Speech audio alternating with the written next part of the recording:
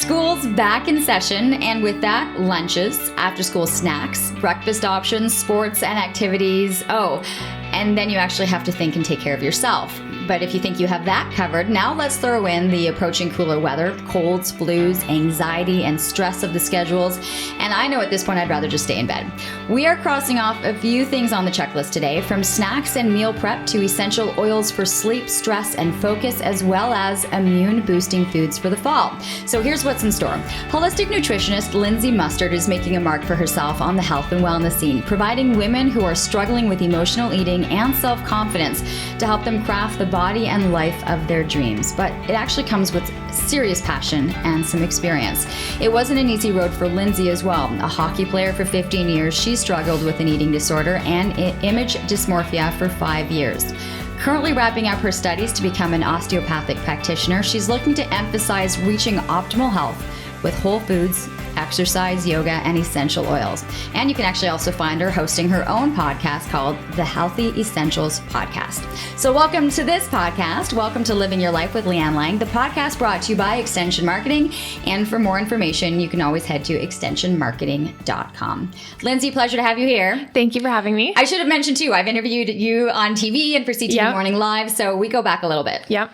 And I remember being at the event for Natural Food Pantry, and you were the host. And I remember seeing you at the stage and introducing everyone. I was like, she is made for TV and broadcasting and podcast recording. So you are just like a shining light. Thank you. I think what's interesting is, when I've hosted hundreds, thousands of events, I think over the last 20 years, people are always calling me. They're like, okay, we'll get you a script, we'll have it to you by this. And I'm just like, honestly, if you hand me the script as I'm heading onto the stage, it'll be fine. I like that part. But usually just because I'm passionate about it, right? When I'm at like a Natural Food Pantry and I'm introducing interesting people like you, and the people that are in the audience are really there to learn, it kind of makes it that much easier. Oh, absolutely. And you have an audience that is so attentive and they're engaged. And I think that's one of the biggest things. And the best part about your job is you get to meet so many people and interview so many experts too. So you get to learn, but so does everyone else. Oh my God. And through this podcast, let me tell you how much I've learned and how many little things that I've shifted. And I think what I really love though, is when I meet people or people are writing in or listening to a podcast and saying, this is changing how I'm thinking or how I'm doing things. So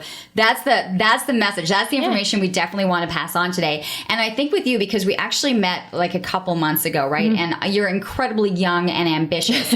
And we were kind of having this conversation and I'm like, Lindsay, enjoy this. This. Like you are so gung-ho, like want to have everything done. It's like, hey, just breathe. I know. 22nd birthday coming up, but at the same time, I still have goals. But yes, everyone tells me the same thing. Well, it's because it freaked out not that you look it, but like because you've done so much already, I just thought you were, approaching 30. So I hope this is good for a lot of the millennials or for the younger generation that's listening, is the type of information that you were soaking in at a much younger age and trying to share. Can I go back to this younger age? Because I think as we're going to head into all the things that you're doing right, there were a lot of things that you've done wrong and hadn't maybe intentionally meant to do that. So you were a competitive hockey player? Yes, I played hockey for 15 years or so, a couple of which were competitive, but for the most part, I played with the same group of girls for a solid 10 years, became some really close friends. Now one of them is my photographer. So it's great that we still get to stay in contact. And then a bunch of them I still see in Kitchener when I'm back home for school. I played hockey competitively. I loved it. And then I also played a bunch of sports in high school, and that was the best part about being in high school is you could play all of the sports and there was some sort of rotation or some season to them. But hockey was my go-to sport and I loved it. And it was more of the community that I loved, but also being a little bit competitive. So I loved the higher levels. So you're playing and and I know the life of hockey players, right? Like you're playing a ton. And so I'm wondering in all of that, especially when you're talking with athletes and needing energy and fuel and proper food and especially talking about the fact that you've been with these players and these friends of yours for a long period of time. How did kind of the eating and the not eating properly, how did it kind of trickle into life? So originally it started when I attended a very small high school that ran from grades about 6 to 12 or so, and there was about 300 kids in the school, and it was extremely small. And I found that over time it wasn't the best fit for me. The reason why I started developing some eating disorder tendencies was because I got bullied in that small school. So part of the problem was I was developing it out of this sense of like perfectionism, and I still struggle with it today. So a friend of mine was vegetarian. And then my head went to, well, I'm going to be vegan. And all I would eat for lunch was like some watermelon or some pineapple. And then it dwindled down to me eating like a couple berries for breakfast, a couple rice like crackers for lunch. And then dinner was carrots and mustard. So that happened in hockey. It was, my parents didn't really pick up on the signs until they could see me that I was winded, that I couldn't keep up on the ice, and that I was just becoming a worser player. They're like, what's going on? So ended up not being able to play hockey just from like a health perspective, and then had to take about 6 months off at least just from being on the ice. And then I went from playing every sport at high school to not playing any, and then switched high schools in the end. Oh, like I'm just like sitting here. I'm devastated for you. You know, what age? What are the ages that we're looking at? I went vegan at the age of about 14, 15, around there. And I stayed it for about four years, and then vegetarian for 5. And it was my way of hiding my eating disorder. Sorry. So you would just be able to say to people, oh, I'm sorry, I'm vegan. I can't eat that. I'm not. And so it worked perfectly because I got out of eating any food at any event because I was vegan. And because back then there's so many more options nowadays. Most people are sensitive to gluten or dairy, and a lot of things have been veganized, but they don't label them that way. It's just dairy free, right? So I was able to get out of a lot of stuff that way, and it was a quick and easy exit. What, you know, when you reflect back and you talk to your parents about the situation and how you hit it, or how you were starting to lose energy, you know, and you weren't able to keep up with everything, like, do they say we should have, or when you talk about it now, where the signs were for them, so that we have parents listening or we have kids listening, like, where should they have gotten involved, or could they have? I think it's really tough because one of the things I want to do is interview my mom on the podcast about what it was like for her when I was going through my eating disorder. And I think it's really tough because the boat that they're in is they think that they're doing something wrong, but it's not. And I have the most incredible parents and a supportive brother. We might not get along very well, but he was actually the one that brought it up to their attention when we were eating dinner one night. And one thing that I would always do back in high school, I still had a food Instagram account. I would always make these beautiful porridge recipes and pictures, but I would always serve it to my dad, so I would never eat any of it. And I would always cook dinner. I would do lots of the groceries because I was a complete control freak, and that was my way of controlling what came in the house. So I think for them, my mom was like, oh, okay, I probably should have, taken more of the groceries away from her and, done the grocery shopping so that we could have normal food in the house. I eventually went raw vegan, and they... Oh my God, your family is kind of going, what's happening here? Yeah. Well, like 3 watermelons on the counter, and they're like, what the heck? And that was just for me. But I think a big thing for them was when we were sitting down at the dining table one night, and they were all eating, I think it was a stir fry that I made with almond butter and tamari. And I was sitting at the end eating like broccoli, carrots, and yellow mustard. And my brother just like got up and just started like yelling. He's like, she's starving herself. And then I think he stormed upstairs, or there's a huge fight blew up, or maybe I stormed upstairs. I don't know. But that was kind of the distinctive point. And then I remember later that evening, because I was super upset, my mom came into my room, and I guess she saw me getting changed, but she saw me from the back and she could see every bone. And that's when I think she just started crying, and she's like, something has to change. But it wasn't until there was that tipping point, and I also had to come at it from the perspective of I'm ready to change. And I think it's really hard, especially too, when we were working with naturopaths and they're like, you need to take her out of the kitchen. And my mom's like, she would lose it. Like she needs to know. So it was more of, we have to work together. But my parents were just the best cheerleaders, the best support team. And they also aligned me with the best practitioners to help me with. And that's one of the reasons why I'm in the field, is because I want to help girls who are also struggling with the same. Like, I'm sorry. I'm tearing up here, right? Like, I was so proud too, because that's the first time that I've been able to get through without a hiccup or tearing up a little bit. Yeah. I can't look at you right now. Oh my God. Well, I know, like I think I got emotional just because, I don't know, maybe because I look at it from my mother's perspective, like for her to see you for that first time, like what you had done, it's different to be able to see you on the ice, not having the energy or being winded, but to have the visual of what you had done. And so where was the start of the recovery then, or the acceptance that things had shifted and you had gone from this healthy kind of eating all this stuff to, I get the moving schools and to kind of get a fresh start. Like, this was all kind of like starting a checklist of how do we get you better? Yeah. So essentially I agreed. You're a really tall girl. Like yes. I was, I'm 5'9", 5'10" around there. And I was about 97 pounds. So I was there was not much to me. So to give you an example, I now weigh 150 and I've lost. And look so healthy. Thank you. But I've lost and gained probably close to 70 pounds because I was tipping the scales. I didn't tell you this. I've been on both ends of the spectrum. So I went from eating nothing to eating everything, and I've lost and gained over 70 pounds between the two. Yeah. So there's both ends. We'll get into it. Yeah. And I think why too, there's been so many women drawn to you and drawn to the work that you're doing because you come at it from having experienced it. Yeah. On both sides. And so the tipping point, to go back to your original question, the tipping point for that was everything that I did was on my own terms in that sense. And I know it sounds weird, but my parents knew that in order for me to take the steps, I had to be comfortable with it, but I also had to be kind of pushed outside my boundary a bit in that sense, but I still felt like I had control. And that's a big thing. I find that a lot of people who struggle with eating disorders, they're very type A personalities and they love to be in control of things. And especially if things are spiraling out of bounds. So being in high school, like getting bullied and then transitioning to a school that had over 2,000 kids, I felt like I was nobody, and it was beautiful because I didn't have to worry about who said what or what gossip was floating around the school that day.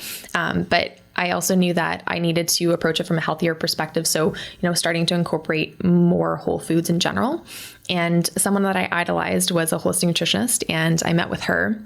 It was for my, I think, 17th birthday. My mom sent me to Toronto with my dad, and I got to have a session with her. And I remember filling out the food log, and that was when I started doing raw vegan. She's like, well, bananas are healthy, but maybe not 8 of them for breakfast, because I did a frozen banana ice cream. And so the part of the recovery was working with a nutritionist, but also my naturopath. And I love her. What was the difference that you got from the nutritionist and from the naturopath?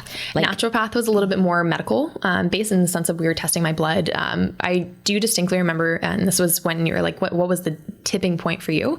I've seen my dad cry 3 times. The first was when my dog died. Second was when his mom died. And the third was when we were sitting in the office.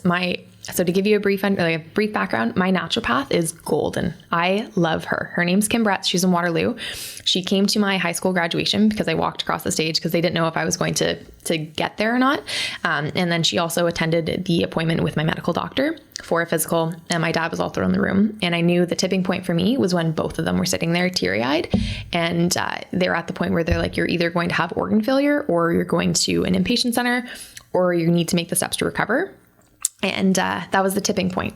But working with her, we were able to get blood levels back, and I was deficient in everything. And in my head, I was so proud because she's like, you shouldn't be walking or operating or functioning at all right now. And I was like, look at me go, like superstar, right?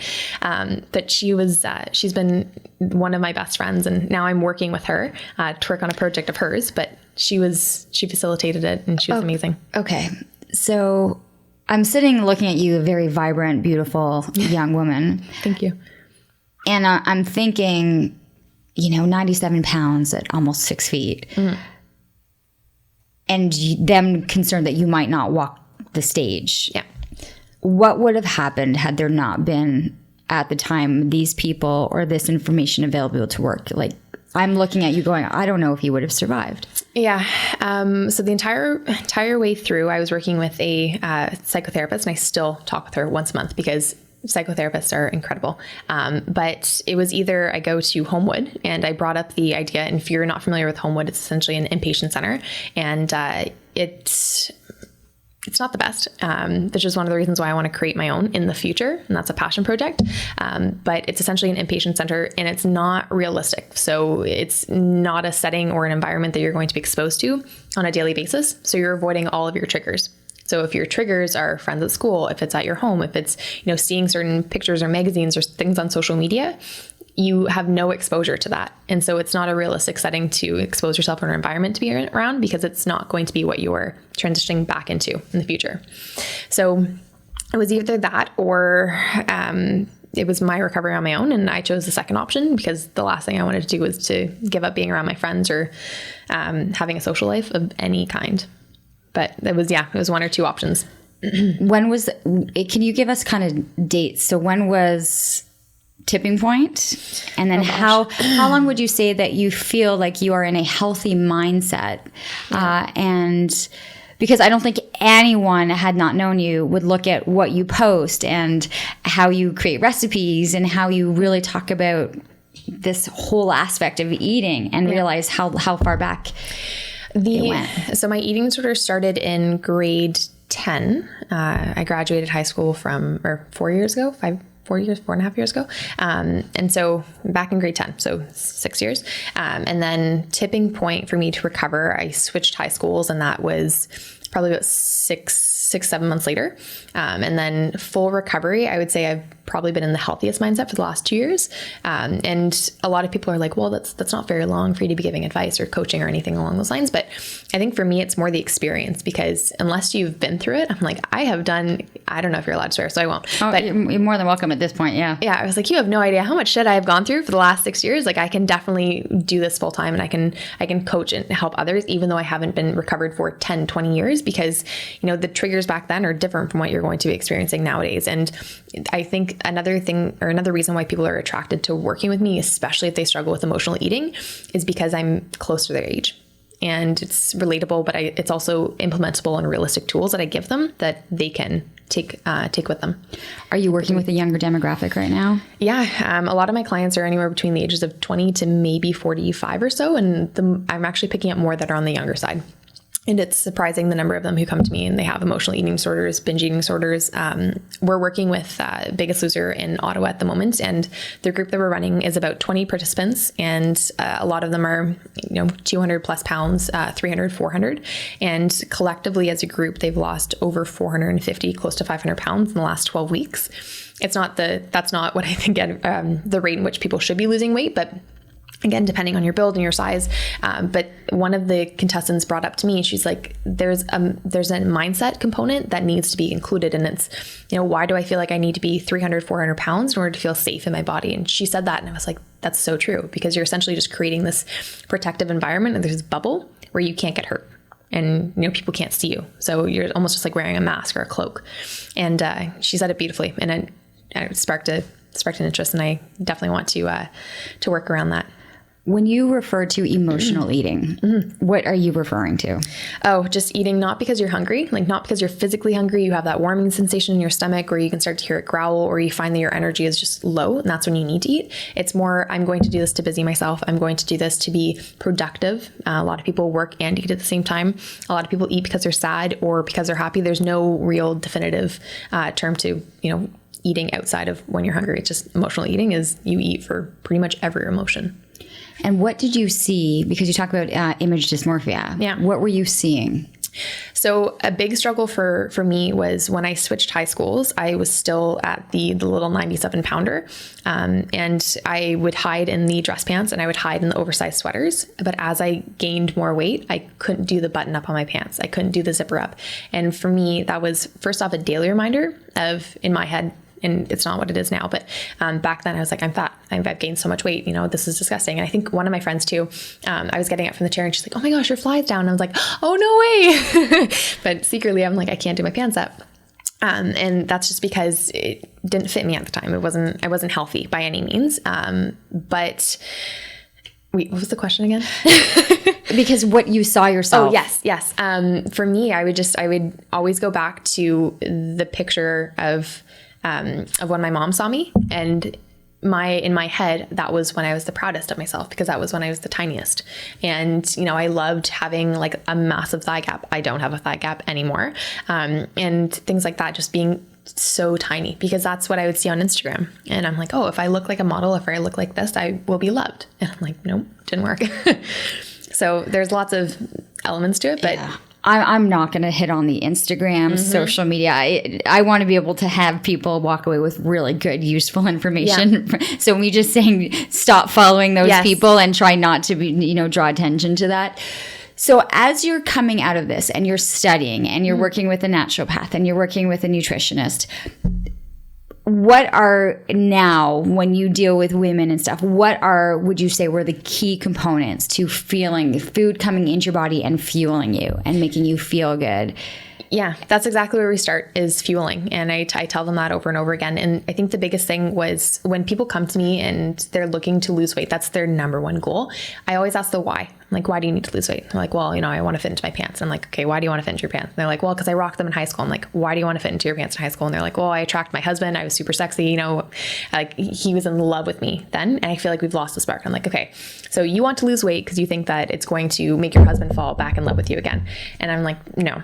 So you will lose weight. That's an extra bonus of it. But part of what we cultivate is more confidence in themselves and more confidence and self-esteem. And we do that by creating a life that they love to live. And we look at their morning routine. We look at what self-care practices they have.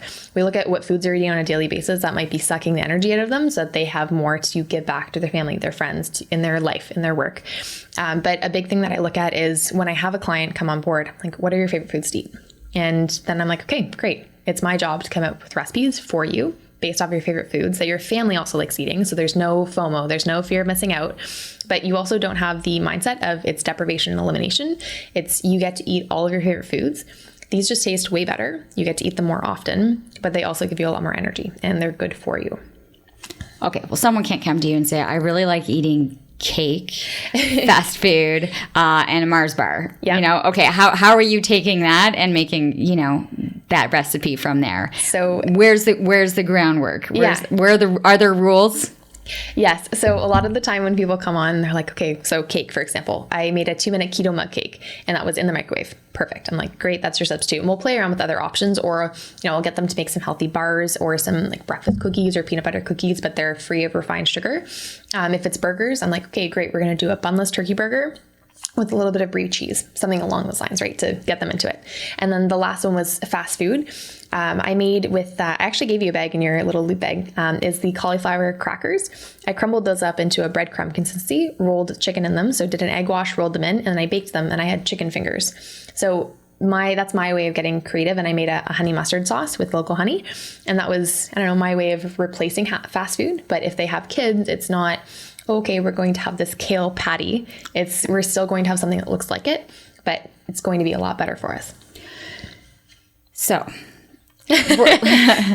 right now you've just kind of gone, as soon as you said the kale patty or something, yeah. I had a whole bunch of people that just went, and we're, okay, let's figure out how to go from here. This podcast is brought to you by Extension Marketing. They're a new breed of marketing agency that acts as your virtual marketing department, designing and implementing cost-effective marketing strategies that will grow your business. I can speak to this personally, as I've been using the Extension Marketing team to help me launch and grow my business. Founder Pat Whalen has been a lifesaver for me, a genuine coach guiding me along the way into uncharted territory. Tell them you're a friend of the show and receive a free 1-hour consultation. Check them out at extensionmarketing.com. Okay, so let's go into the work that you're doing, that we're doing now, if we can, so that people can kind of make a checklist, go through things, and also understand that you're coming at it from, I know that you're craving this, I know that you're wanting this, and I know that the end results is something completely different. Yeah. So what for you are the main things? I know you're very big on whole foods. Yes. So where for you there is, let's start there. The staple. So I always look at, in terms of when someone comes in with their food log, what are they eating on the most consistent basis? So are they eating the same thing over and over again? Is there a type of food that they're loving, whether it be smoothies, they just do a different bunch of varieties, or if every day it's a salad? I try to find recipes that match that, but they're whole food based. So being whole food based is, first off, you increase the amount of food volume that you're eating so that you can trigger leptin. And leptin is essentially your appetite suppressing hormone. So anytime that for example, if you're having a handful of just candy by itself, you're not going to have an adequate amount of leptin to tell you that you're full, to stop eating. Versus if you eat a massive kale salad and you get maybe like 2/3 of the way through, your body's like, I think we've had enough. Thank you so much, kind of thing. And you can put it down. So I always look at in terms of what foods are they eating, what foods do I need to incorporate back into their diet. So lots of healthy whole fats, because people are still scared to eat fat, even though there's been numerous studies published about the benefits of whole healthy fats. And we're talking like the good anti-inflammatories. So replacing that so that they don't have to eat every 1 or 2 hours. They can go 4 or 5 hours without having, an energy crash or a mood change, things along those lines. But whole foods is the easiest way for me to start because I tell them single ingredient foods, items that don't have ingredient lists of their own. And, if you need to, great. There's wholesome snack options that are on the market nowadays, but you don't have to go and grab fruit roll-ups for the kids or gushers. I forget what they're called anyhow, but fruit gushers, something along those lines. I always just try to find them in the most wholesome, close to nature or their original form as possible, and then turn them into some fun recipes that will get kids excited. Okay, so you're at that point. So I'm going to ask you then right now, okay, because I just made my first lunch awesome. today as the kids left for school, right? And I'm thinking, okay, this is day 1, and we've got another 300 of these to go. Yes. Where do you think is the first start for changing the snacks or giving them the types of snacks that are going to sustain them through school, into their activities, after school activities, that kind of thing? Yeah. So I start with the trio. So protein, carbs, and fats. And you've probably heard it before, but protein, so again, coming from all different plant sources, you can get some from nuts and seeds. Pumpkin seeds especially are a great source of plant-based protein, and it's school friendly. Same as sunflower seeds. You can also sneak in some protein powder to the kids as well. So that's your first source is the protein. Second source is going to be the fat. So again, you can get that through the nuts or the seeds, or coconut is a great option as well. And then the third one is carbs. And carbs, I typically will put it in the form of some like dried fruit, or even like fresh fruit if I'm making a banana bread. It'd be like a banana bread cake or something, a banana bread loaf or muffins. But that's that trio that's going to keep them full for a number of hours. If it's just carbs that they're having, say it's a whole banana, they're going to be hungry an hour later. Versus if it's a tablespoon or 2 of almond butter or peanut butter, they're going to be satiated for a few more, just because fats are more calorically dense than carbs, but they also take longer to metabolize. So your body can stay full for a number of hours without crashing and wanting its next sugar high. If I just don't think a bag of like sunflower seeds or pumpkin seeds thrown into a baggie is going to be appealing. Are you seasoning? Are you doing things to these? Should probably because I'm listening and I'm like, okay, that's great. But so one of the things that I make, I am known for my protein balls. Anytime that I go to school, I always bring them, and my friends are amazing guinea pigs. They will tell me if they do not like a flavor. But what I've been trying to do is experiment a lot more with school-friendly recipes. So pumpkin seeds, sunflower seeds, hemp hearts, and a little bit of coconut. So essentially what I do is I always put a base of 1 cup of seeds in my food processor and blend it until you get like a fine consistency. Add a cup of dates and then blend that in a scoop of protein powder. And that's my base for all of my balls. And then from there, you can play around with whatever flavors you like. So sometimes I add orange and they're more like an orange, or a lemon, a bit of lemon juice. Sometimes I add cacao powder and some sea salt, or a nut butter if I'm not taking them in school, and then a tablespoon or 2 of water, and it binds beautifully, and I roll them into balls. And that's kind of my base. So I keep the dates, the nuts, or nuts or seeds, and the bit of protein powder and water. And then I can essentially flavor it whatever way I want. And if I do a mega batch of that, I can freeze them, and I have a freezer full of energy bites that I can pull from and rotate through. The other way that I like to do it is, I remember back in school, one of the things that people loved was cookies. And they were essentially these thin cookies that they would pull right out from the oven, not even cooked. They were still semi-raw and scooped. So I try to make healthy variations of cookies. So whether those be like tahini chocolate chip, or I can do an almond flour cookie, or more of like a paleo or a keto type. I always like to do those and freeze them, keep them in a container, and then I can just draw from them. So you're listing a whole bunch. I'm going to assume a lot of these recipes, and I've seen on your website, lindsaymustard.com, like there's a ton of recipes that are there. So these are just kind of giving people ideas as to how they're kind of going to be able to create this. And right now we're kind of just thinking snacks and kids, but honestly, I'm thinking people taking these to the office and finding that protein bar, or that kind of, that boost that they're actually looking for. So for you, is it basic meals? Is it snacking throughout the day? Like, where do you find that healthy balance? So it's different for everyone. So to go back to your point about recipes, my goal is the less ingredients, the better. And it should be one bowl wonders, or you should be able to make it in 10 or 15 minutes or less. That's my goal. So if someone's like, oh my gosh, that's too many ingredients or too much to do, I simplify it. Trust me, it doesn't take too long. But when it comes to snacking or eating bigger meals throughout the day, I find for me that because I'm not home for most of the mornings, I like to eat like a bigger lunch and a bigger dinner, and then I go to bed. I also do most of my studying in the morning. So I will have a bulletproof coffee, keeps me running for 6 hours or so, and then I'll have lunch when I get back. But I find that it all depends on the person. I have some clients who wake up, first thing to do is exercise, and to get them to wait 6 hours to eat breakfast is not happening. So like I said, when they bring in their food log, I'm always asking, what are your habits? Like, are you hungry first thing in the morning, or are you hungry later on? Or are you having breakfast because everyone else around you is? And so when I'm at school, one of the things that I do is I rent an Airbnb with 3 other girls. And let me tell you, it is the coolest thing to see how everyone eats and how everyone, with their routines and their habits. I'm the only one in the house who doesn't have breakfast, but I am also the only one who doesn't crash at school. And even after hours of being manipulated and palpated and just people touching you, for those of you who don't know, I'm studying osteopathy. Yeah, I was going to get to that. Yep. But the only one to not crash. And it's because I drink enough water. It's because I'm eating whole foods. And it's also because I know that I'm comprising my meals properly, versus if someone is eating just because everyone else around them is having cereal with banana or berries and almond milk. Great. You have just carbs. So I always look at it in terms of, are you eating because you're physically hungry, or are you eating because you think it's a cultural norm to have breakfast? But there's so much emphasis on that breakfast is the most important meal. Especially, well, right. for kids, for sure. Okay, so because you have breakfast is the most important meal, and then you have a ton of research going on about intermittent fasting, and you should try to be able to make it until, noon. Yeah. So we are bombarded with so much different information, and it really becomes down to what your body personally does better with. You're touching on so many good points. And I think that you hear it all the time. So intermittent fasting, people who will eat for only 8 hours a day. I've heard people doing 4 or 1 meal a day. I'm like, your digestion must love you.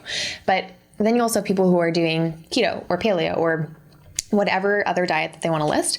And I always stem it back to the people who are coming to me asking those questions about what diet they should do next are usually the ones who are not following some sort of plan or are bouncing to and from, and they're not losing weight. If that's their main goal, they're not getting the results because they're still trying to pick which one to follow. And I go back to, what is the most consistent plan and what is the most realistic for you to follow? Be it paleo, fantastic. Do you have to do intermittent fasting right now? No. Do you like eating breakfast? Great, eat it. But I find that for people who are they're getting swept up in all of the commotion and all of the noise, and intermittent fasting is great, but it's usually in phases 2 and 3 that I implement with my clients, because I need just to get them eating whole foods first. Right. It's not the way to start. Yeah. Is what you're saying, right? Yeah. If you're looking to be able to start a new way, and I want to say a way of life, because I don't like the word diet. Yes. Although I've understood, having done this podcast, that diet is really just a way of referencing the types of foods that are coming in, right? It's not, we always just assume that it's having to do with weight loss. Is that it's not the way to start. It could eventually, depending on how your body reacts to how you're, eating and the patterns that you have in the exercise and what it's done, then you would move on to the next. Yes, exactly. So I think the biggest thing is, first off, just getting your feet wet, trying it, right? Being able to consistently make healthy breakfast, lunches, and dinners before you go jumping into the deep end and deep diving. You're like, here we go. We're going to do intermittent fasting and keto, and that's it. No sugars or nothing. So I think, you have to transition, but it's almost like not a graduation ceremony when they're with me. It's more of, I just need to be able to see for 3, 4, 5 weeks consistently that they have meal prep, that they've been able to write their food down so I can at least see what they're logging. Versus that they're like, oh, well, I've kind of been logging intermittently, but I want to try this intermittent fasting thing. I'm like, you're not there. You're not there. So matching it based off of, again, their habits, their routines, what's realistic for them and their families, based off of what foods that they're currently eating. And then from there, I'm like, okay, I think you're ready. And that's usually when they've also made a bit of progress on their goals and they're feeling better. So they have more energy, and then they can devote a bit more time and energy towards it. When you talk about these girls that you're living with, right? And so when they see that you have consistent energy and aren't crashing and aren't doing these things, do they look over at what you're doing? Do they look over at what you're eating? Or are we so stuck in our ways and stubborn that they're like, I'd rather crash and, do something? I think it's because our habits are so innate, right? It's difficult to break. So one of the things we're learning right now in school is neurology, and how thick the myelin sheath on your neurons can get when you are repeating the habit over and over and over again. And if it's been like that for a number of years, it's not going to be one person one time telling you to have a protein shake for breakfast or a smoothie that's going to break it. So I think it's interesting, because if I think back to, so I get to be with them about 1 week every month, and it's the most enlightening week of my life. And some of them will do toast for breakfast with maybe a bit of peanut butter, or some of them will do cereal, like shredded wheats with banana and almond milk. Others will sometimes do a smoothie, like a fruit smoothie of some sort.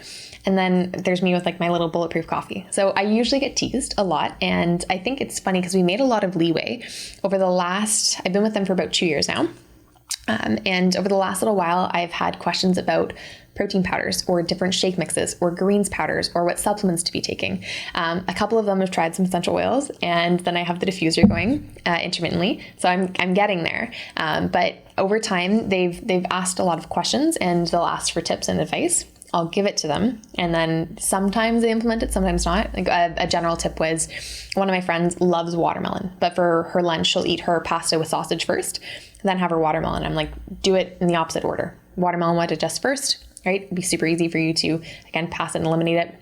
Melons, eat it alone or don't eat it at all. It takes 30 minutes or less to digest. Sausage and pasta, definitely 4 or 6 hours. So you're just thinking about digestion, elimination, and not letting your watermelon or your food ferment on top. So that was the first tip, because she was complaining about bloating and then lack of energy. Because after you eat a hearty meal like that, all of your blood's going to your should be your stomach and less to your brain. So after lunch, I even when I'm at school, I don't do a massive lunch. I'll do a smoothie, or I'll do some sort of bento box with some hard-boiled eggs, some chicken, and some snacks like veggies and avocado and nuts and seeds to mix on or munch on. But I'm not crashing. I'm good to go right after I finish lunch to sit in a 2.5-hour lecture. What is the osteopath? Like, what is osteopathy? What are you looking to do? Yeah, so it's cool. But the first time I was introduced to it, I had no idea what it was. I was introduced to it by a yoga friend of mine, and we were in Nicaragua. And I remember one of the girls complaining. She's like, "Oh my gosh, my back! Like I can't breathe. Like I feel stuck." And I guess she had a rib out of place. And I remember my friend, she put her on the bed, and I watched her put her rib back into place. And then I had to do it on her. I was like, I have no idea what I'm doing. And feeling the rib move, and it made this like whoop sound when it tucked back into place. I'm like, that is so cool. You're literally shifting bones. But osteo, what we do is we work with all tissue types. So everything from musculoskeletal to neurovascular. So if someone has an issue with like blood flow, the biggest thing for us is we're principles based. So we're not technique based. So if you come to me and your husband comes to me, you're both not going to be getting the same treatment, the same pop, the same crack. Two completely different bodies. You've carried babies. So 2 completely different bodies. But the big thing that we look for is you're working with all tissue types. So it's integrative, but it's a holistic approach that's painless, and it's the least invasive and intensive for your nervous system. So the less stimulus I have. So if I'm constantly, say, for example, I'm constantly poking you on a certain muscle, you're going to get irritated really quickly, and it essentially aggravates your nervous system. So I'm looking to do the most passive, calm treatment that's painless to ensure that your nervous system is like, why would someone go to an osteopath? Like what are they suffering from? What are they hurting, or anything? So osteos are there, and I'm not saying this because I'm studying it. I'm saying it because from what I'm learning at school, I look at grads like I'm like, you're brilliant. You're basically Einstein in my eyes. How the heck you learned how to do all of this is beyond me. So anyone struggling with, it could be anything from like a joint issue. So sore muscles, so chronic issues or acute. Could be anything from sleep, could be anything from mood. So we work with all tissue types, but pretty much on all things on the body, except if you have like a gashed open wound, don't come to us. But we also take it from a more preventative perspective too. So we have some parents who they give birth and like the umbilical cord was wrapped around their child's throat. And so they come to an osteo just to ensure that there is no damage done during the process of the delivery. I also have clients and teachers of mine who they're treating babies who have trouble latching to their moms. And they work on, again, all ages, all body types, but all tissue types. And that's the biggest thing that makes them so unique. But they're just using your arms and your legs as levers. And that takes tissues on enough tension and resets the neurology of it. So it's really cool because you see fast changes, but you also see people get better really quickly. Depending on what they have. And it's the hope that you deliver. You know, when you get them to retest, you're like, okay, rotate right, rotate to the left afterwards. And you're like, I can breathe. And it didn't cause any pain. That's the biggest thing for me. So you're doing this. You have your holistic nutrition. You're doing your osteopath, studies. Yeah. And then at the same time, what I've really seen that you do is look at what oils and how oils are triggering different effects within the body or the mindset with stress and anxiety and sleep. And so why has that been such an important part of what you've brought into the work that you're doing? Yeah. So when I originally started, I always knew that I wanted to be in the health and wellness space. I didn't want to do one thing and be super specific. So I did the yoga first. I did the personal training and then the nutrition. And like, there's still an element missing, and it was the osteo. But then I had always wanted to be an aromatherapist, and I'm writing my exam in October. So that's very exciting. But I sat beside an aromatherapist on a train, and for 6 hours, I picked her brain. Her name's Bonnie. She has an aromatherapy business in Guelph. And I love her. But the aromatherapy, it works with your, essentially your olfactory nerve. And that's one of your cranial nerves. And that's how you can trigger mood changes and releases. So it activates your limbic system, your emotional brain. So if you're feeling super sad, things like orange or lemon or bergamot, those oils can pick you up. If you're feeling a little bit tired, peppermint or spearmint or anything that's more of a stimulant can pick you up. Frankincense, great for immune support, great for focus. When I'm studying, I'm usually blending frankincense and could be anything like rosemary or balance oil and a bit of citrus oil to keep me up and alert. And then I have the classic lavenders, Roman chamomile, or even I've also used a bunch of vetiver for sleep. So for me, it was more of, okay, if someone is in a ton of pain and I can't treat right now for ostia, so I'm assessing, but say I'm assessing and working on them. Okay, great. They'll feel better, but it's still going to take me a number of treatments if it's something more chronic. But these are also oils that they can apply so that they feel better in the moment to get us through. But it's also a daily thing that I'm doing. So for me, I always have my morning and evening routines, and oils are a huge part of them. And I've just found that having instant relief when you're bloated or having cramps it's magical, especially with peppermint. Okay, so let's go through those because you listed them really, really fast and like all the things that benefits, and I'm like, slow down. Okay, so let's go back. Okay, let's go back to mood and oils, and then we'll kind of go from there. Yeah, is that good? Okay, so for you, what do I use? Or no, not you. Let's go with the general. Let's go general. Okay. Someone is not. Why do you feel someone who's sad, feeling lonely, feeling depressive, feeling blue? Where do you start with your oils? So anything citrus related, so orange, lemon, bergamot, tangerine, anything within that citrus family is going to be your best bet in terms of being a mood booster or elevating. So great things that you can do is you can diffuse orange in your home. I usually make up a roller bottle, which has, if it's a small one, so a 10 milliliter one, which is your standard one that you can see at most aromatherapy places. I usually put about 15 drops of orange in that and then fractionated coconut oil. It's nothing fancy. It's just coconut oil that's liquid year round. So that's your best bet for blending, and get them to apply that and get them to smell it. Okay, so are you applying? Are you diffusing? Are you cooking with? Like, what are you doing? Because I do all of the above. Okay. So diffusing, if you are a brand new beginner who's new to essential oils, diffusing is the best way to go, especially if you have kids or pets around and it's your very first time, just to make sure everyone likes the scent. Second thing that I do is always apply. And the third thing that I will do is take them internally. So any citrus oils, like I just mentioned, great to add to your salad dressing. Do a tablespoon of olive oil, a tablespoon of balsamic vinegar, add a drop or two of essential oil, so the food grade, shake it, and then you can pour it over a salad. That's my go-to. I've also used lemon and oregano for seasoning for chicken. So again, adding a little bit of olive oil and then some salt and pepper, and then adding the oils to it beautifully. And then what else do I do? That would be the big one for orange. I've also used that in my protein ball recipes. I've made a morning glory version with almonds, protein powder, and dates. And so what is the citrus from the lemon, from the orange? What is that doing? What is it?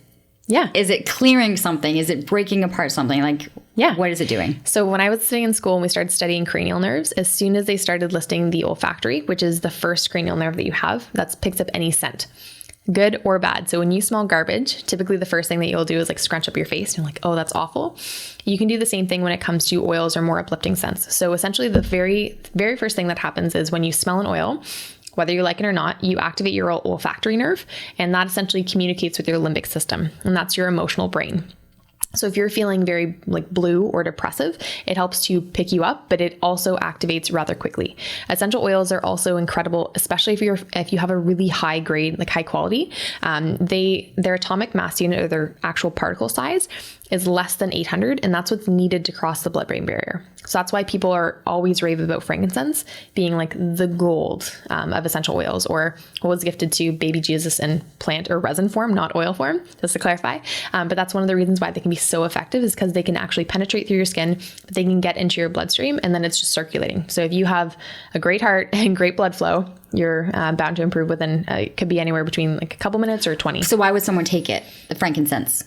Frankincense. So frankincense, if you don't know anything about frankincense, it's actually from a tree. So when they have to harvest it, they have to scale the tree, scrape it all off, and then they have to hand sort the resins of it. So it looks almost like enlarged salt that we're putting on the sidewalks, but more of like a goldy yellow color. Okay. Fantastic for your immune system, but it's also great for memory and brain health. So a couple that I take is frankincense and then another one called DDR Prime. But that one essentially I just take under the tongue.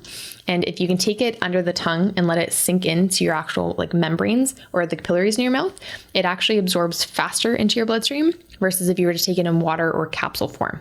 Why am I taking it though? Why are you taking it? Yes. For memory, brain health. That's the biggest one is brain health, but also for focus too. So if you find that you're constantly getting sick. So I haven't gotten sick. I've given myself food poisoning twice in the last 3 years, and that's all I've gotten sick. I had a bout of allergies this summer for the first time ever. And otherwise I don't get sick. I don't get the flu. And that's because I take immune supporting oils, but also immune supporting supplements. But yes, if you're finding you're getting sick every year and you're getting that common cold or you're getting something every month or so, that's your biggest reason. Second is if you're having trouble focusing. So especially kids from school, if they're coming home and they're having trouble winding down and just focusing and doing their homework, diffusing a bit of orange and frankincense or frankincense and rosemary and orange, a great blend to get them to calm down, but to be able to settle in. Okay, so you're at home, kids are about to come home, use the diffuser to start things off. Yep. Have the citrus or the oil and the frankincense combined together, and that's kind of the stimulus of when they walk in. Yep. It will respond right away. It sets the pace, and especially too if they're working at the kitchen table and you have the diffuser going and they're around it for, again, if they're working for a couple hours or so, you should notice that they're quite calm. But the other thing too is oils. I rave about them, but they're not the end all be all, the one hit wonder kind of thing. Also look in terms of what snacks that they're having right before they're coming home. So if they're loading up on sugar and then trying to study, it doesn't really go so well. But one thing I gave you was balance oil, and balance oil has blue spruce and blue fir. So it's a very grounding oil. And I also gave you lime. So there's that. Oh, I haven't even looked into my goodie bag that you brought, but now at least I know. Okay, so what are those being used for? Same thing. So again, balance is a bit more grounding. It's in our emotional line. So this is doTERRA. This is they have their Serenity, which is more of a relaxing one. They have Balance, which is more of a grounding one that I find that men like more. So I'm like, okay, thinking of the hubby, but also thinking about the kids.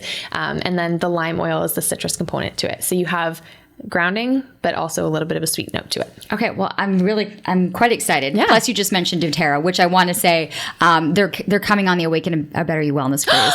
So they're actually on the cruise, and we're going to have people actually being able to learn and make their sense and what appeals to them. So I'm so excited that you just said that because I'm really excited that doTERRA is actually on the cruise and is going to be doing that for all of the guests that are on there. So I'm so glad that's a great little combination there. It's interesting because one of the things that I do for Jamie, my daughter, is she has trouble going to sleep. Like she's anxious going to sleep. And so we started to use one that we put it like a little line right above her forehead and then right under. Is it the kids line?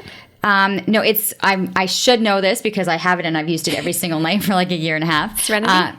No, can you list a couple? But we put it underneath her toes.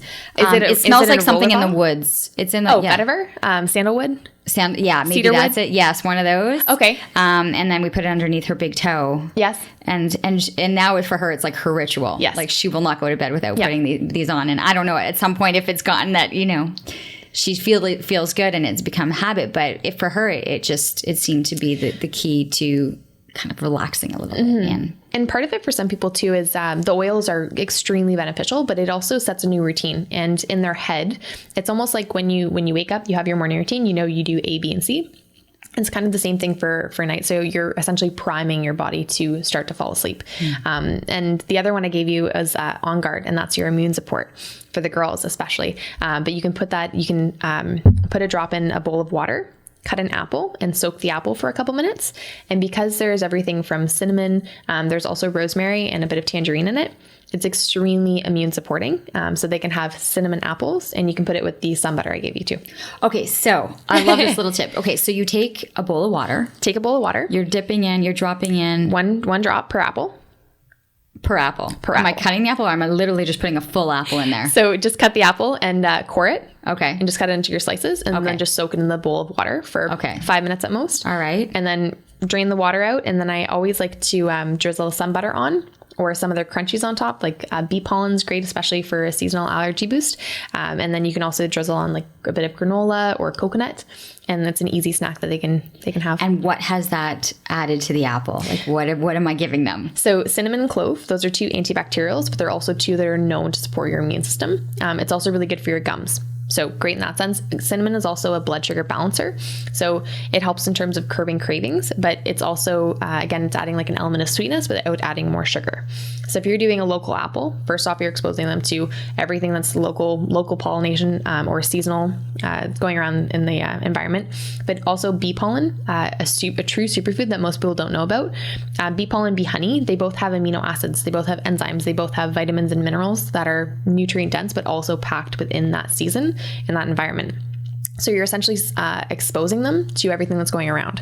So the likelihood of them catching on to something that's being exposed to them for the first time is very rare. So it's a true the type of apple that I'm choosing, especially too, as we're going to be getting into apple picking season soon. The local apples is actually helping with immune boosting because it's picking up what is, instead of purchasing the bagged apples that are coming from somewhere else. Right. Yeah. So essentially, I interviewed one of my good friends, Emily Briffa, and she's the owner of True Bees. And she was the one that was teaching me a lot about bee pollen and honey. But essentially I think it's 1 out of every 3 bites of food that we have, we can thank a honeybee for because they're pollinating everything. So yes, I always tell people to support local. First off, just because you're being exposed, especially if it's being grown in the ground, you're getting a good exposure to healthy bacteria and likely less chemical and fertilizers, which is, again, a godsend for your immune system if you can avoid it. And then pairing it with some other superfoods as well is just a great immune boosting tip or a hack that I have. Okay, so there's one thing to have local honey, but how are you taking this bee pollen? Like, how is it coming? Especially since you said I've sprinkled it over top of an apple. I'm like, okay, so what are you referring to? I'm trying to figure out the best way to describe what bee pollen looks like, but it essentially looks like small granules. It looks like... Where can you purchase it? You can get it at any health food store. Okay. I strongly recommend, if you're in the Ottawa area, get True Bees. True Bees honey, they're at Farm Boy and they're also at Natural Food Pantry in Cardish. But it almost looks like pink Himalayan sea salts, but bright orange and yellow. Okay. I guess that's the best way to describe it. Okay. But essentially you just sprinkle it on. So it's all of the actual pollen from the flower and from the bee. So it is your best bang for your buck. It's a true superfood. You can sprinkle it on anything. It doesn't taste like anything. It takes on whatever flavor you give it. My best tip is just to add it to a smoothie because the kids won't see it. Or you can sprinkle it on the smoothie for decorative purposes. Okay. Could you throw it into a salad? Yes. Are you throwing it into the chicken seasoning? Can you cook with it? I would say keep it raw. Keep it raw. So you sprinkle it on a salad. You can sprinkle it on your chicken after you finish baking it if you want. But I typically tell people, blend it. Blend it. Add it to your chia seed pudding. Add it on top of your oatmeal. And you really just need a teaspoon at most. Okay. So it's not a lot. And you talk about it as it being a superfood. True superfood. So for you, the bee pollen is immune boosting. Yes. That is essentially what you're creating. So especially with honey, honey is fantastic. It does have a lot of sugar. So you have about 16 grams of sugar per tablespoon. I recommend it more than maple syrup just because, again, it's everything seasonal and local that you're being exposed to, but it's also rich in enzymes. So digestive enzymes, if you're someone who struggles with bloating or indigestion or cramping, right? But it's also packed with enzymes, if I mentioned that already, and vitamins and minerals. So in comparison to maple syrup, you get the sweetness, and yes, it's Canadian, but from a nutrition standpoint, you're getting more from honey. Especially if you can get it raw and unpasteurized, you want it to be in the purest state possible. Unpasteurized just means that it might be cream, so it might be a little bit thicker than you're used to. But honey doesn't have an expiry date, and that blew my mind. So even if it crystallizes a little bit, you can heat it up just a touch, so it's a little bit more like viscous or what's the word I'm looking for? Runny. So you can spread it, but it doesn't go bad. Although my kids are like, as soon as it starts to crust, it's like, and then that's the end of the honey. So the bee pollen was one. We were kind of swapping between the bee pollen and the oils. And so we hit on immune boosting. Yeah. Can you hit on really quickly, because I'm looking at the time, like the anxiety, sleep, what oils, what are we looking for there, and the added kind of food aspect? So the one that I gave you, Balance, fantastic for anxiety, putting it on the bottoms of their feet. The reason I tell people to apply to that area is because the skin is the thinnest, so it doesn't have to penetrate through any like dermis in your skin. So there's no calluses it has to get through. It can be right into the bloodstream. but it's also a great application point if they're going to school and there's a no scent policy, because unless they're taking off their socks and their shoes, no one's really going to smell them. Other great application points, wrists, temples, back of the neck, down the spine. Those are great ones. And then you can take them internally, not the balance, but most other oils. Other ones that are great for anxiety, vetiver and cedarwood or sandalwood. Those are all very rooting, grounding oils. Vetiver is a bit more syrup-like consistency, so it's thick. I add it to my diffuser. I'll add it to the bottom of my feet before I go to bed. If you're trying to fall asleep, it'll help you with that. But if you're just looking to calm down, that's my go-to. The other big one for anxiety is lavender or serenity. And serenity I like because it's kid-friendly. It also has Roman chamomile in it. So if you've had Roman chamomile tea before you go to bed, great for winding down, but it's also just great for calming down and settling in. From a supplement standpoint, though, other great ones for anxiety, magnesium, especially before going to bed. You can also put a little bit of magnesium in their water that they're drinking throughout the day. It's like a slow release. And the other one that I like is L-theanine. So L-theanine, if you're in the Ottawa area, you've probably seen it from Pure Labs before. L-theanine is a derivative of green tea, and it's an amino acid, but it is non-sedative. So you won't be falling asleep or like dropping off when you're at work, nor will your kids be doing that at craft time. But they capsule everything in I think it's made out of birch and poplar tree, but it's a slow release formula. So oftentimes people who take B vitamins, something for stress and anxiety, it will typically be excreted within 90 minutes or so because they're water soluble. You pee them out. So unless you're taking things in a slow release capsule, you're not getting a sustained release. It's just a quick in, quick out. So the slow release capsule, what it does is it makes sure that the L-theanine trickles out over that 6-hour window. So your kids have an even level of like stress and mood. So that they're not jumping all over the place. And have you had parents, that are dealing with ADHD and with ADD and they try these oils and, they sometimes it's like, okay, at last resort, what else is going to help? And they'll see a difference. Yeah. The big ones that I recommend for kids, first off, is frankincense, and then just that little bit of citrus to, again, add that element of sweet note. But yes, and I couple it. Everything that I do when I work with kids who do struggle with ADHD, it's food first. These are all additional benefits. But I know that I bring them in early on because the parent who is really struggling to change what the kid is eating, because they don't want to eat anything besides chicken fingers and fries, even though we're still making tremendous strides, this also is more instant relief and a bit of instant support to help them. So when the kid comes home from school and they're wired and they can't settle down, getting them to sit in front of the diffuser for 5 minutes, take a couple deep breaths in and out, and then getting them to start on their homework, right? Just giving a bit of routine to it. But also it's an extra edge for the parents to help them to get their kids to fall asleep. But it's also creating, again, that routine and that mentality of, oh, I know when I put my oil on, I take a couple deep breaths in, I instantly start to feel a bit calmer. So it's a great tactic for the parents too. I love it. Where can people find more information on all of this? I mean, there's nutrition, there's there's a ton, there's the oils, it's almost like sometimes it's like, okay, let's just try one. Mm-hmm. Let's not go overboard and try 10 different things that you've mentioned, but to just start with one simple step. So it's a tip that I have for people when they're just starting. I would say pick the plan that you're going to be most consistent with. So whether you know that you need to make the most improvement on the foods you're eating on a daily basis, pick with wholesome foods. If you're already eating a really clean diet, okay, clean up sleep, right? Are you not sleeping for, maybe 4 or 5 hours throughout the day instead of getting your typical 7 or 8? There's an argument to be made about sleep, and I'm not going to get into it, but that could be the next one. And the third thing I always look for is like lifestyle, right? Who are you spending your time with? What are you doing in your free time? Do you have self-care practices? And then what are the things that you're doing for you? Are you taking yourself out on dates? Are you going for, a manicure? Things like that. So I'd say start where you are, start with what you have. And if you're looking for more, Instagram is my main jam, at Lindsay Mustard. And then on my website, I'm renovating how I'm working with clients right now. So the work with me page is a little bit out of order, but now I'm implementing going to their house and meal prepping with them for a couple hours or so, taking them grocery shopping, and then working with them for a number of weeks. Do you see your biggest accomplishment right now is the work that you've done on yourself? Or is it the work that you feel when you see similar women coming in and the work that you're doing with them? Can I say both? Absolutely. I said this to a friend of mine recently, and I sat back for a second. I was like, 90% of my clients that I've finished working with are now my best friend. And I see them every week, and I absolutely love it. And what I love the most is getting to see them continue with every tool that I've taught them and everything that I've shared, and then having them come back like a year later and like, I'm still doing this. Or like, oh man, I need to help me with my meal prep game again because, we were on point a year ago or so. But I think that's the biggest thing, is because I know that I'm their biggest cheerleader, and I will always support them in everything that they do. But getting to see them evolve, and getting to see the spark of fire, or that light that you reignite in them, because they have it. It's just when they come to you, they don't realize how incredible they are, and they play it down. They're like, oh well, I'm feeling okay, or I need to lose some weight. I'm like, you don't. You're perfect, absolutely perfect. But then you know that they're going to be the biggest cheerleader for someone else in their life.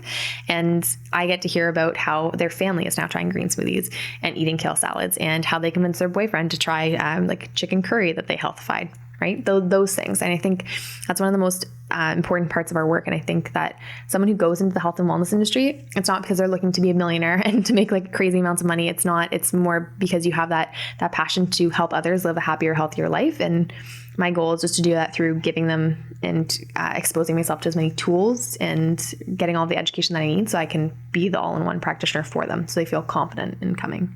Okay, you talk about this confidence. What do you say now to the 15, 16-year-old girl that you once were?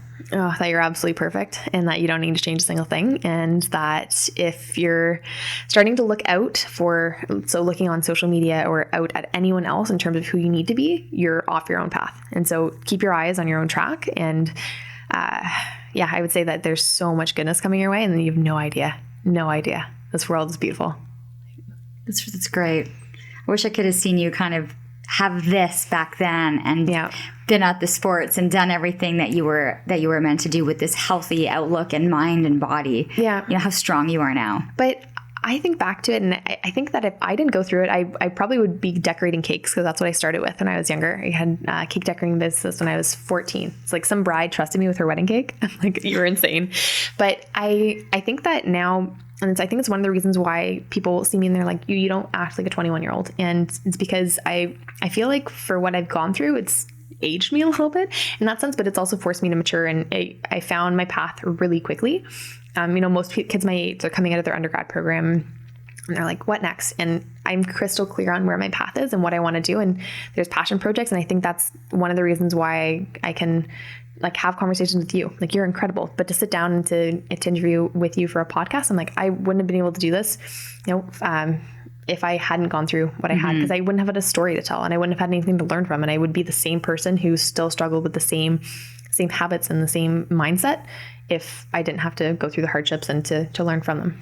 Well, I think because you're so young, you've got generations and decades of helping people ahead of you, which was really great to see. And you talk about that, right? I had done interviews with you and we'd had these conversations. And then when I realized just how much experience you'd had, but yet how young you were, you kind of go, wow, there's a lot here. So nice to be able to talk with you again. This is the problem that I'm coming into with this podcast now. It's like, okay, I think I'm going to need to extend it to 2 hours one of these days, but really appreciate you coming in. LindsaysMustard.com. Yep. If you're looking for more information, Lindsay Mustard on Instagram as well. And trust me, if you go and look at the page, there's a ton of information, beautiful photography, making everyone seem, everything look delicious and seem delicious. And also doTERRA is where you mentioned getting all of the oil. So go list the things that you're looking for and be able to at least try. Just start with the diffuser. Yep. It's plug it in, it steams up the room, and it's a really nice way to go. I really appreciate it, and appreciate everyone who's listening and who's subscribing and who's sharing and who's liking and is letting people know that Living Your Life with Lianne Laing is out there.